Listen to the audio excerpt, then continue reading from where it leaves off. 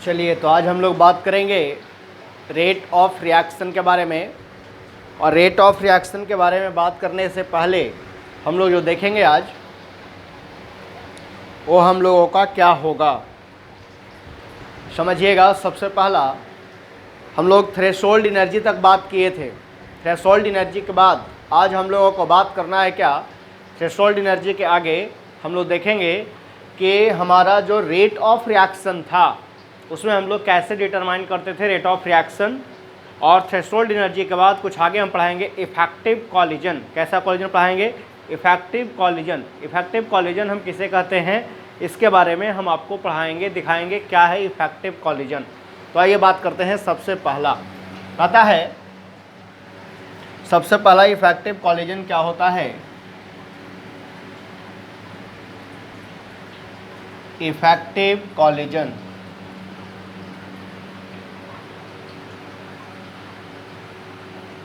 या इसी को लिख सकते हैं इफेक्टिंग कॉलिजन। कहता है collision which has proper orientation and sufficient energy is called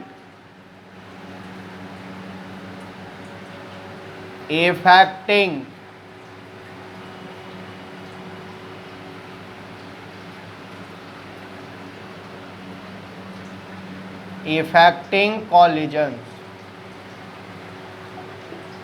मतलब कॉलिजन जो होगा वह प्रॉपर ओरिएंटेशन होगा और उसका एनर्जी जो होगा वो सफिशिएंट होगा, तो उसको हम लोग क्या कहेंगे? इफेक्टिंग कॉलिजन कहेंगे। यानी इफेक्टिंग कॉलिजन में कहता है कि rate of reaction is directly proportional to the affecting collision। मतलब रेट ऑफ रिएक्शन जो होगा वह इफेक्टिंग कॉलिजन का डायरेक्टली प्रोपोर्शनल होगा, है ना। Rate of reaction directly proportional effecting collision. तो अब हम पढ़ाते हैं आपको effect of concentration of reactant. मतलब कंसंट्रेशन ऑफ रिएक्टेंट का इफेक्ट क्या होगा वो हम आपको दिखाते हैं। यानी सुनिएगा, जो रेट ऑफ रिएक्शन होगा वह डिपेंड किस पे करेगा? इफेक्टिंग कॉलिजन के ऊपर। मतलब जितना प्रॉपर ओरिएंटेशन होगा रिएक्शन में, वह रिएक्शन में जो प्रॉपर ओरिएंटेशन होगा, इसका मतलब है कि प्रोडक्ट बनने का कंडीशन हाईली रहेगा, प्रोडक्ट एट ए टाइम बनेगा। तो जब प्रोडक्ट एट ए टाइम बनेगा, इसका मतलब क्या है कि उस रिएक्शन में जो प्रोडक्ट बन रहा है, यानी रिएक्शन जो कंसीडर हो रहा है, वह रिएक्शन कंसीडर होने के बाद यानी वो रिएक्शन का रेट ऑफ रिएक्शन फास्ट होगा। कब? जब इफेक्टिंग कॉलिजन होगा तब, यानी प्रॉपर ओरिएंटेशन होगा तब। यानी प्रोडक्ट उसमें शॉर्ट इंटरवल ऑफ टाइम के समय ही बन जाएगा। इसका मतलब है कि उस रिएक्शन का रेट ऑफ रिएक्शन फास्ट होगा, तो कंसंट्रेशन ऑफ रिएक्टेंट भी क्या होगा? फास्ट होगा। तो यानी हम कह सकते हैं कि हमारा जब रेट ऑफ रिएक्शन बढ़ेगा तो कंसंट्रेशन ऑफ रिएक्शन भी इंक्रीज करेगा और इफेक्टिव कॉलिजन भी इंक्रीज करेगा, यानी सभी के बीच डायरेक्टली प्रोपोर्शनल होगा। तो आप जल्दी इसको लिखिए, तब हम पढ़ाते हैं आपको इफेक्ट ऑफ कॉलिजन और कंसंट्रेशन ऑफ रिएक्टेंट क्या होता है बताते हैं। जल्दी लिखिएगा।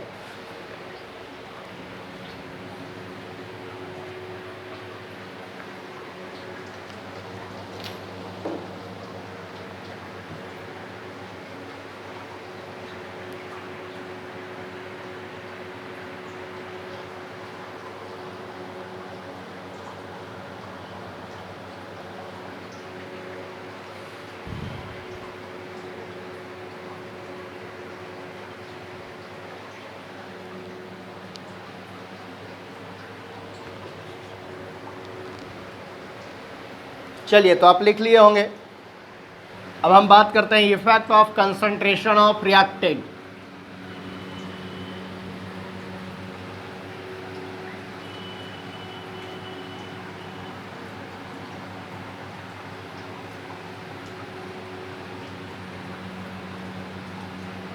अब दिखाते हैं आपको effect of concentration of reactant क्या होता है।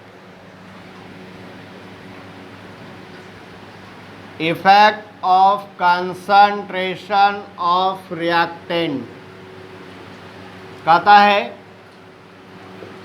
As the concentration of reactant increases, the number of effective collagen increases, hence the rate of reaction increases।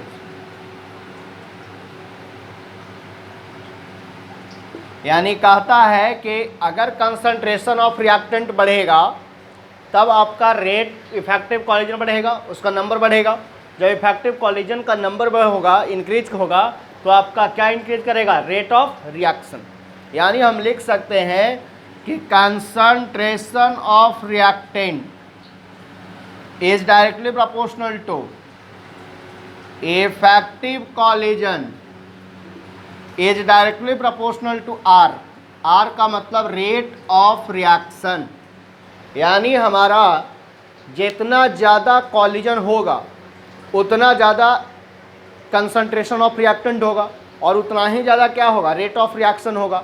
इसका मतलब है कि हमारा जो रिएक्शन का रेट जो है वो डिपेंड किसके ऊपर करेगा? कंसंट्रेशन ऑफ रिएक्टेंट के ऊपर।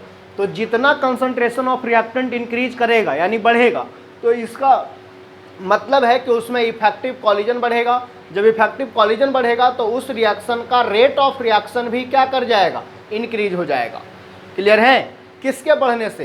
कंसंट्रेशन ऑफ रिएक्टेंट के बढ़ने से। यानी हम कह सकते हैं कि कोई भी रिएक्शन में जो रेट ऑफ होता है, यानी रिएक्शन का जो रेट होता है वो डिपेंड किसके ऊपर करता है? कंसंट्रेशन ऑफ रिएक्टेंट के ऊपर। इसका मतलब है कि रिएक्टेंट का जितना अमाउंट कंसंट्रेशन में भाग लेगा उतना ही उसके साथ कॉलिजन होगा, यानी उतना ही वो कोलाइज करेगा मॉलिक्यूल।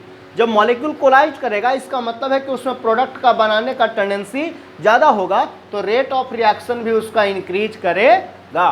तो आप इसको जल्दी लिखिए। फिर हम बात करते हैं लॉ ऑफ मास एक्शन का। यहाँ से हम रेट ऑफ रिएक्शन निकालने के लिए और ऑर्डर ऑफ रिएक्शन और मॉलिक्यूलरिटी ऑफ रिएक्शन निकालने के लिए सिखाते हैं।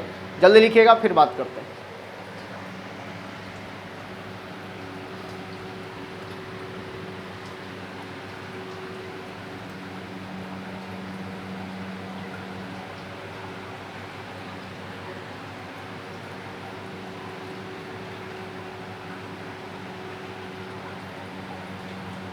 अब देखिए हम आपको दिखाने जा रहे हैं लॉ ऑफ मास एक्शन क्या होता है, बहुत इंपॉर्टेंट है।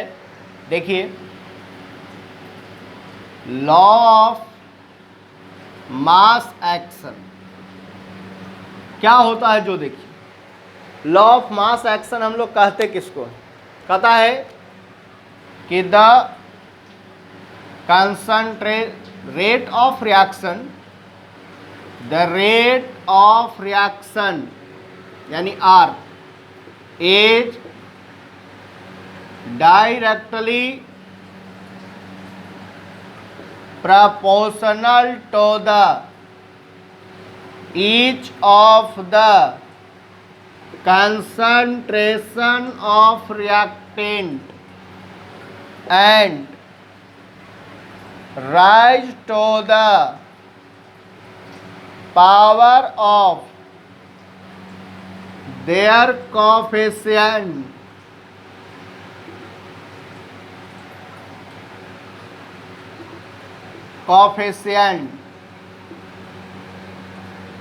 given their coefficient in a given balance chemical equation is called law of mass action. ध्यान से देखिएगा, कहता है कि जो रेट ऑफ रिएक्शन होगा वो डायरेक्टली प्रोपोर्शनल किसका होगा? Each of the concentration of reactant, each का मतलब प्रत्येक जो कंसंट्रेशन ऑफ रिएक्टेंट होगा उसका डायरेक्टली प्रोपोर्शनल होगा। फिर कहता है कि and raise to the power of their coefficient, यानी उसका जितना कोफिशिएंट होगा, जो बैलेंस केमिकल इक्वेशन करते हैं जिसको स्टोइचियोमेट्रिक कोफिशिएंट कहते हैं, वो डायरेक्टली प्रोपोर्शनल होगा किसका, इफेक्टिव कोलिजन का in given balance chemical equation. तो उसको हम लोग क्या कहेंगे, law of mass action. Clear है, क्या कहेंगे, law of mass action. Suppose करो कि एक रिएक्शन लिया A प्लस B और P प्रोडक्ट बना, हालांकि प्रोडक्ट से हमको कौनो मतलब नहीं है, सिर्फ कंसंट्रेशन के रिएक्टेंट से मतलब है। तो आप क्या लिखेगा, ये पूरा पोर्शन आपका क्या है, रिएक्टेंट है ना। तो आप R is directly proportional, rate है यार, इज डायरेक्टली प्रोपोर्शनल, तो इसका स्टोइचियोमेट्रिक कोफिशिएंट A ले लिया, इसका स्टोइचियोमेट्रिक कोफिशिएंट B ले लिया हम, ठीक है। तो कंसंट्रेशन ऑफ A के power A into concentration of B के पावर B, जितना स्टोइचियोमेट्रिक कोफिशिएंट रहता है उससे कंसंट्रेशन के पावर में चला जाता है। इसको ध्यान रखना है आपको, इसको जल्दी लिखिए फिर बात करते हैं।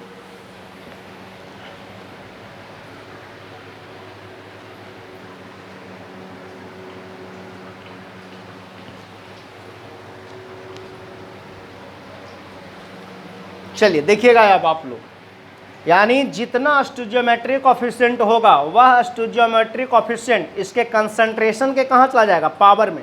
तो जैसे A का stoichiometric coefficient concentration of A, B का stoichiometric coefficient concentration of B, तो यही जो raise to power of their coefficient, मतलब देखिए यही राइज का मतलब होता है कि जो पावर होगा उसका कोफिशिएंट का, मतलब वो जो कंसंट्रेशन है वो कहाँ चला जाएगा, पावर में चला जाएगा स्टोइचियोमेट्रिक कोफिशिएंट का। क्लियर है, तो देखिए गया। तो आइए अब हम इसके आगे बात करते हैं, आपके सामने दिखाते हैं आपको आगे।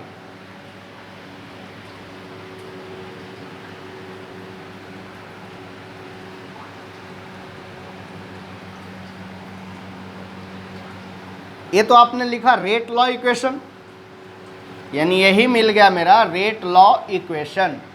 आपने लिखा R इक्वल टू, यानी R is directly proportional to क्या, कंसंट्रेशन ऑफ A का स्टोइचियोमेट्रिक कोफिशिएंट के पावर A, B के पावर B, यही ने लिखा जी।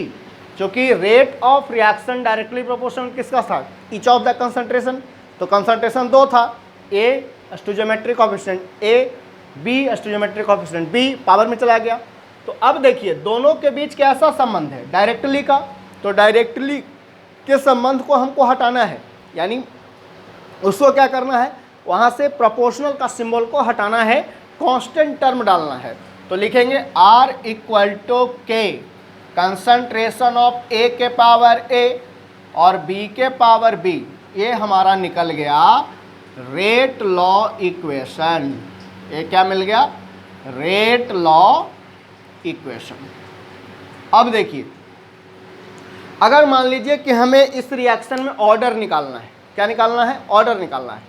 तो ऑर्डर ऑफ रिएक्शन बताएगा कौन, रेट लॉ इक्वेशन, यही बताएगा ऑर्डर ऑफ रिएक्शन निकालने के लिए। तो क्या करेंगे, जितना स्टोइचियोमेट्रिक कोफिशिएंट था वो कंसंट्रेशन के पावर में गया था, वो वाला पावर को नीचे ला करके हम क्या करेंगे, सम कर देंगे, A प्लस B को सम करेंगे, तो ये हमें बताएगा ऑर्डर ऑफ रिएक्शन। यानी जितना स्टोइचियोमेट्रिक कोफिशिएंट होगा उस स्टोइचियोमेट्रिक कोफिशिएंट के पावर को, है ना, हम ला करके सम कर देंगे, तो वो रिएक्शन हमारा बताएगा ऑर्डर ऑफ रिएक्शन। क्या बताएगा, ऑर्डर ऑफ रिएक्शन। तो कितना ऑर्डर ऑफ रिएक्शन हो गया, A प्लस B, यानी ऑर्डर ऑफ रिएक्शन। अब डिपेंड करेगा उसके मॉलिक्यूल के आयन के ऊपर, यानी मॉलिक्यूल के पावर के ऊपर डिपेंड करेगा कि कितना पावर ऊपर में दिया जा रहा है। तो अब आइए, अगर मान लीजिए कि हमें K निकालना है, K क्या है, रेट कांस्टेंट है, तो K क्या हो जाएगा, R भागा कंसंट्रेशन ऑफ A के पावर A और कंसंट्रेशन ऑफ B के पावर B। यहाँ लिख सकते हैं where K equal to rate constant, या इसी को लिख सकते हैं वेलोसिटी कांस्टेंट, या इसी को लिख सकते हैं specific reaction constant. K constant इसलिए लगाया हमने क्योंकि हमारा क्या है, डायरेक्टली प्रोपोर्शनल के सिंबल को हटाने के लिए। और concentration of A and concentration of B क्या है, रिएक्टेंट का कंसंट्रेशन है, यानी कंसंट्रेशन ऑफ क्या, रिएक्टेंट। और आर क्या है जी, आर है मेरा रेट ऑफ रिएक्शन, या इसी को क्या बोलते हैं, वेलोसिटी ऑफ रिएक्शन। यानी अगर हमको ऑर्डर ऑफ रिएक्शन निकालना है तो जितना स्टोइचोमेट्रिक कोएफिशिएंट के पावर होगा वह स्टोइचोमेट्रिक कोएफिशिएंट के पावर को हम नीचे ला करके सम कर देंगे, तो उस रिएक्शन का हमें ऑर्डर ऑफ रिएक्शन मिल जाएगा। तो आप इसको जल्दी लिखिए, फिर बात करते हैं। किसी भी रिएक्शन का आप निकाल सकते हैं ऑर्डर ऑफ रिएक्शन।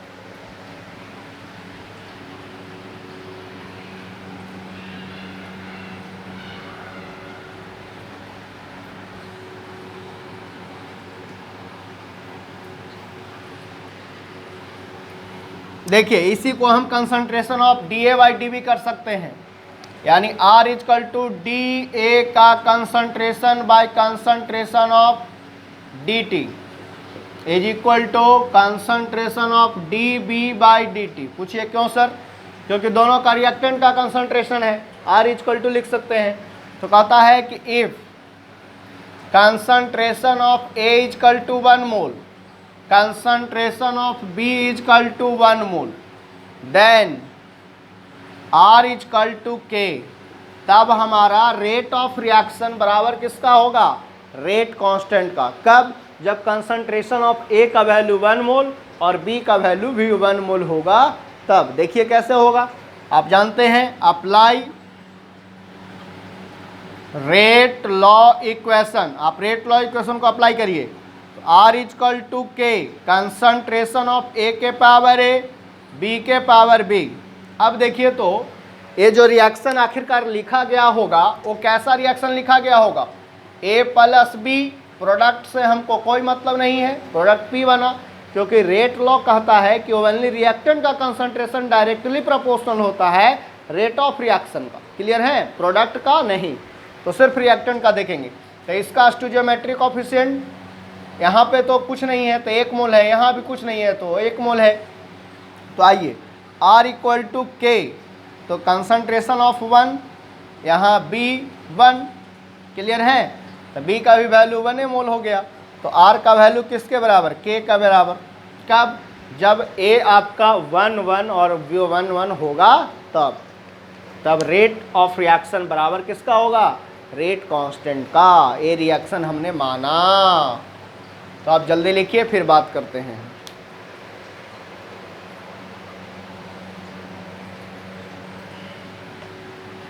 तो अब हम आपको रेट कांस्टेंट का डेफिनेशन दिखाते हैं। हम लोग रेट कांस्टेंट किसे कहते हैं,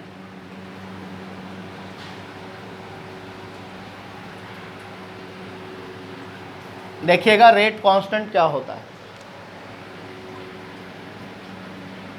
रेट कांस्टेंट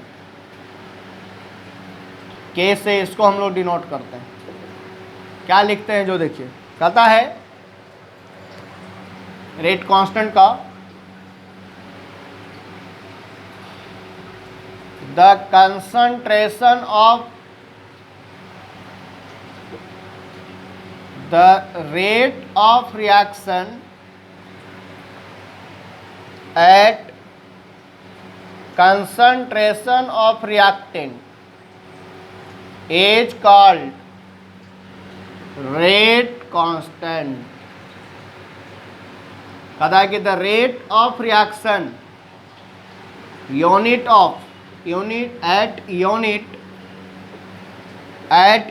एक लाइन जोड़ दीजिए, at unit concentration of reactant at unit of concentration of reactant is called rate constant। It's called rate constant। तो देखिए तो rate constant, rate of reactant का यानी concentration of rate of reaction का जो यूनिट होता है वो क्या कहलाता है, रेट कांस्टेंट कहलाता है। क्लियर है, अब आगे बढ़िए, एक सवाल हम आपको दिखाते हैं। A plus two B P product बना, प्रोडक्ट से हमें कोई मतलब नहीं है, इसका रेट ऑफ रिएक्शन निकालना है। तो R इक्वल टू के कंसंट्रेशन ऑफ ए के पावर ए बी के पावर बी, तो R इक्वल टू के कंसंट्रेशन ऑफ ए, तो ए का स्टोइचोमेट्रिक कोएफिशिएंट कितना 1, तो 1 लिख सकते हैं आप, और बी का स्टोइचोमेट्रिक कोएफिशिएंट के पावर 2। तो हम क्या बोले थे कि ये हमारा निकल गया रेट लॉ इक्वेशन। अगर मान लीजिए कि इस रिएक्शन का हमें ऑर्डर ऑफ रिएक्शन चाहिए, तो जितना इसका पावर है तो पावर को लाके नीचे सम कीजिए, तो पावर 1 है प्लस इसका पावर 2 है, 3 हो गया, यानी थर्ड ऑर्डर रिएक्शन हो गया। थर्ड ऑर्डर रिएक्शन, कैसा ऑर्डर रिएक्शन हुआ? Third order reaction. इसको हम लोग कैसा ऑर्डर रिएक्शन बोलते हैं? थर्ड ऑर्डर रिएक्शन बोलते हैं। क्लियर है? तो आप जल्दी इसको लिखिए, फिर हम आगे बात करते हैं।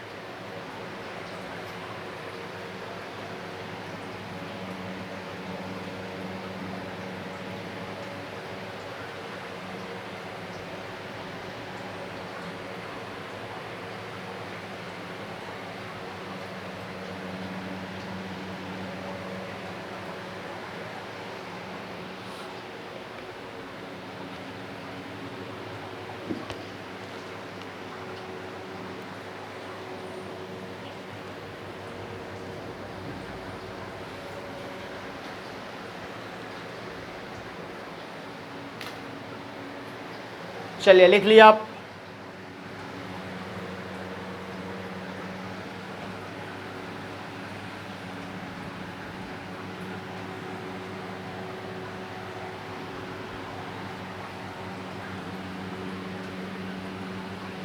तो अब हम आपके सामने बात करने वाले हैं एक एक्सपेरिमेंटल रेट ऑफ रिएक्शन। तो किसी भी रिएक्शन का रेट को आप क्या कर सकते हैं? डिटरमाइन कर सकते हैं। तो आइए सबसे पहले एक्सपेरिमेंटल रेट सिखाते हैं आपको। VVI 12th बोर्ड, CBSE और बिहार बोर्ड दोनों के लिए इंपॉर्टेंट है। हालांकि बिहार बोर्ड में तो ये न्यूमेरिकल नहीं आएगा, लेकिन CBSE में न्यूमेरिकल जरूर आएगा। क्या है जो देखिए, कहता है EXP डॉट लिखेंगे तो एक्सपेरिमेंट समझना है। Experiment of rate of experiment rate of equation, experiment rate of equation क्या कहता है जो देखिए, जैसे मान लीजिए एक A plus B P product है, हमको प्रोडक्ट से कोनो मतलब नहीं हो, ओनली रिएक्टेंट से मतलब है। तो पहला एक्सपेरिमेंट नंबर इसमें दिया जा रहा है concentration of A reactant, concentration of B reactant, और इसका रेट यानी रेट ऑफ रिएक्शन, जिसको हम लोग R बोलते हैं, है ना। आइए, ये सब कुछ आपको रिएक्शन सवाल में दिया हुआ रहेगा, बस आपको बना देना है। तो पहला एक्सपेरिमेंट नंबर कहता है कि कंसंट्रेशन ऑफ रिएक्टेंट जो है वह आपका दिया जा रहा है 2 मोल, यहाँ है आपका 1 मोल, और रेट ऑफ रिएक्शन इसका 1 मोल पर लीटर पर सेकेंड। रेट ऑफ रिएक्शन का यूनिट होता है मोल पर लीटर पर सेकेंड। दूसरा एक्सपेरिमेंट आपका है जो 4 मोल A का कंसंट्रेशन है और 1 मोल आपका B का कंसंट्रेशन है, इसका रेट ऑफ रिएक्शन मोल पर लीटर पर सेकेंड दिया जा रहा है। तीसरा एक्सपेरिमेंट आपको लिया जा रहा है, इसका 2 मोल, इसका भी 2 मोल, और इसका 4 मोल पर लीटर पर सेकेंड लिया जा रहा है। ये एक्सपेरिमेंट रेट ऑफ रिएक्शन दिया जा रहा है। इसको आपको निकालना क्या है? Calculate the each of the rate of reaction, each experiment का रेट ऑफ रिएक्शन निकालना है, एंड ऑर्डर ऑफ रिएक्शन, और आपको ऑर्डर ऑफ रिएक्शन निकालना है एंड रेट कांस्टेंट निकालना है, रेट कांस्टेंट। यानी आपको एक ही सवाल में तीन तीन चीज़ निकालना है। पहला क्या निकालना है, each of the rate of reaction निकालना है, दूसरा निकालना है ऑर्डर ऑफ रिएक्शन, और तीसरा निकालना है रेट कांस्टेंट। क्लियर है? चलिए, वेरी सिंपल, बहुत आसान सवाल, कुछ नहीं करना है। जिस एक्सपेरिमेंट का कंसंट्रेशन, देखिए ट्रिक देते हैं सवाल बनाने के लिए, जिस रिएक्शन का यानी जिस एक्सपेरिमेंट का कंसंट्रेशन का वैल्यू अगर सेम हो जाएगा तब उसको हमें नहीं देखना है। फिर से सुनिए मेरी बात को, जिस एक्सपेरिमेंट का कंसंट्रेशन का वैल्यू सेम हो जाएगा उसको हमें नहीं देखना है, याद रखना इस बात को। क्लियर है आप लोग? चलिए, तो देखिए, तो इसका पहला और तीसरा एक्सपेरिमेंट का कंसंट्रेशन ए वाले का सेम है। चलिए फिर यहाँ देखिए, पहला और दूसरा का बी का कंसंट्रेशन सेम है। तो हमने कहा था क्या कि सेम कंसंट्रेशन वाले एक्सपेरिमेंट को आपको नहीं देखना है, डिफरेंट वाले को देखना है। और सभी को अप्लाई करेंगे रेट लॉ इक्वेशन। आप क्या करिए, इस सवाल को पहले अच्छे से कॉपी में लिख लीजिए, फिर हम आपके सामने आगे बात करेंगे। सवाल को लिखिए पहले। चलिए, लिख लिए होंगे सारे बच्चे लोग सवाल। बहुत इंपॉर्टेंट है बाबू, एक सवाल हम बताएंगे, अगला सवाल आपसे जितना है वो सब बनेगा आपसे।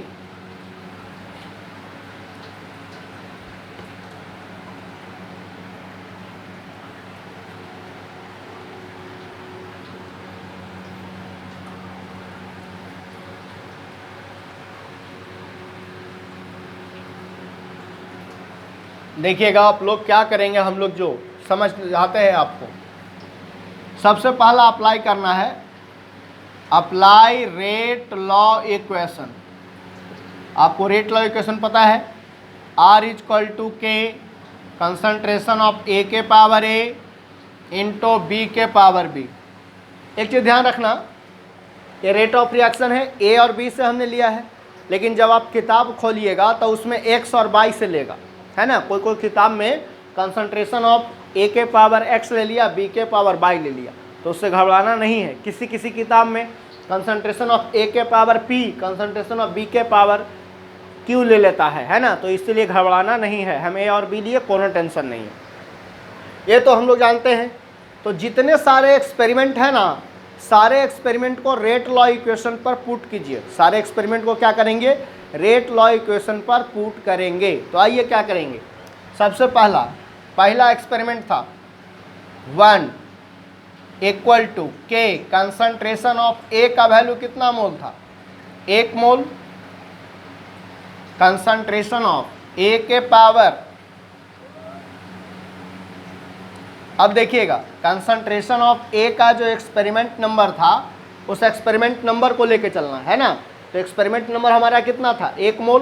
क्लियर है? अब 1 मोल, 2 मोल और 3 मोल करके चलना है। क्लियर हो रहा है सबको?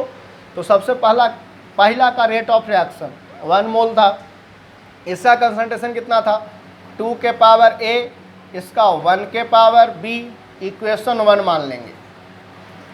अब हम लोग, ये पहला एक्सपेरिमेंट का काम हो गया। दूसरा एक्सपेरिमेंट का R का वैल्यू देखिए, रेट ऑफ रिएक्शन का वैल्यू देखिए, तो इसका 2 था, = K कंसंट्रेशन ऑफ, इसका A का वैल्यू 4 के पावर A, इसका B का वैल्यू 1 के पावर B, इक्वेशन 2। सभी को रेट लॉ इक्वेशन पर हम लोग पुट कर रहे हैं। फिर तीसरा एक्सपेरिमेंट का रेट ऑफ रिएक्शन 4 मोल था, 4 मोल पर रेट पर सेकंड था, = K कंसंट्रेशन ऑफ 2 के पावर A और क्या 2 के पावर B, इसको इक्वेशन हम लोग 3 मान लिया। तो हमने क्या किया, सभी जो एक्सपेरिमेंट था उसको रेट ऑफ इक्वेशन के ऊपर पुट कर दिया। अब यहाँ से हम लोग क्या करेंगे, इस इक्वेशन को कैलकुलेशन करेंगे तो हमें A और B का वैल्यू पता चलेगा। तो जितना A और B का वैल्यू होगा उस दोनों को सम कर देंगे तो ऑर्डर ऑफ रिएक्शन निकल जाएगा। Very simple, rate law of reaction आपको निकल गया। रेट लॉ इक्वेशन आपने लिख लिया, यानी पहला सवाल आपका सॉल्व हो गया। सारे एक्सपेरिमेंट को रेट ऑफ रिएक्शन में आपने पुट कर दिया। अब आपको निकालना है ऑर्डर ऑफ रिएक्शन। तो जितना ए और बी का वैल्यू आएगा वो यही एक्सपेरिमेंट नंबर हमें बताएगा, रेट लॉ इक्वेशन बताएगा, उसको हम लोग कैसे निकालेंगे। तो आइए बात करते हैं। हमने कहा था कि जिसका एक्सपेरिमेंट सेम होगा उसका छोड़ देना है। देखिए, तो अगर हम बी का वैल्यू निकालना चाहते हैं तो यहाँ पहला एक्सपेरिमेंट सेम है, क्लियर है। यहाँ देखिए, अगर हम ए का वैल्यू निकालना चाहते हैं तो ये और ये दोनों डिफर है, बट ये दोनों सेम है, क्लियर है। तो क्या करेंगे, हम लिखेंगे इक्वेशन 1 भागा इक्वेशन 2 बी गेट, मतलब एक में भागा किससे करना है, 2 से।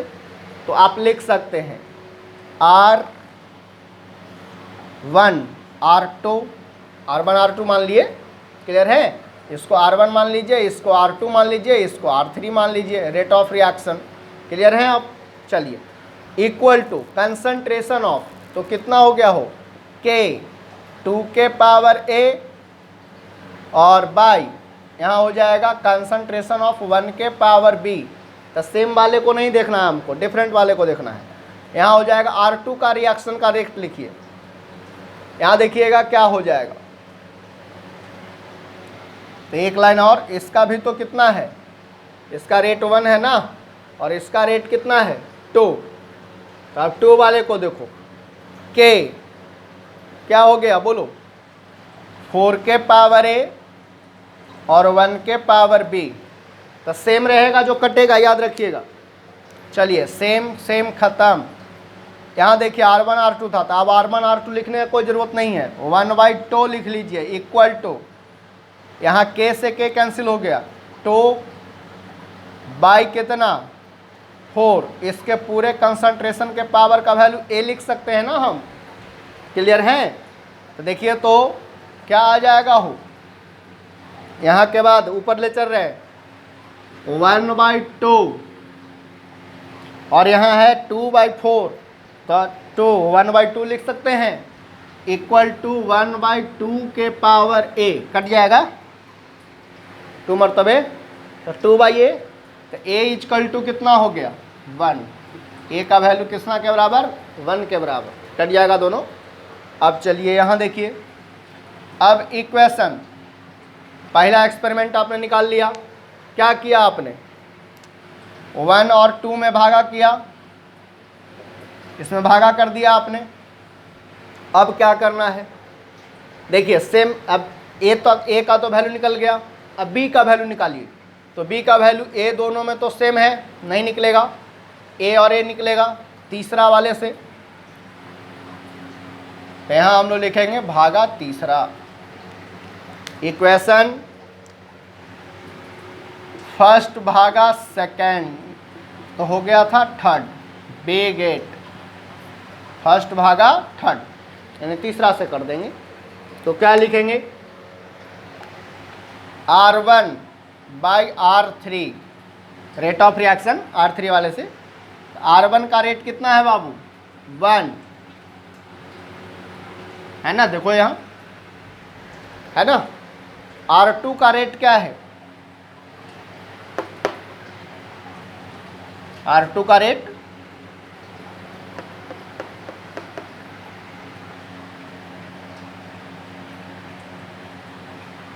R2 का R3 का रेट है 4, इक्वल टू,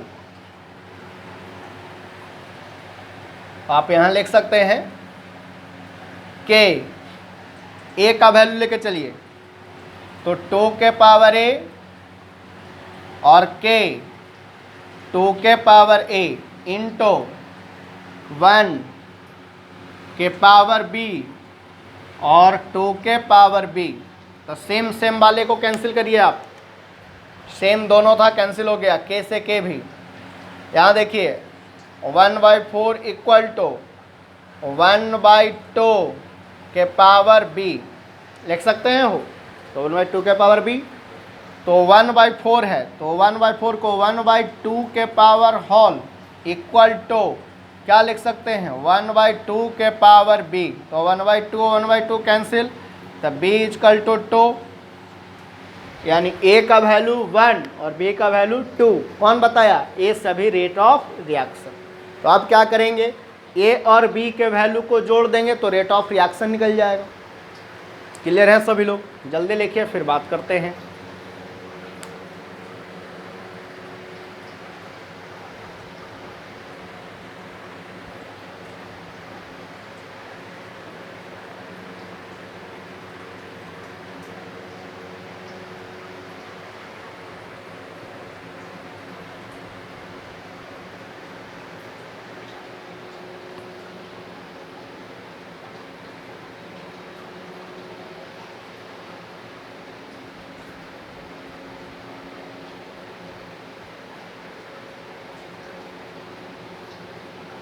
लिख लिए होंगे।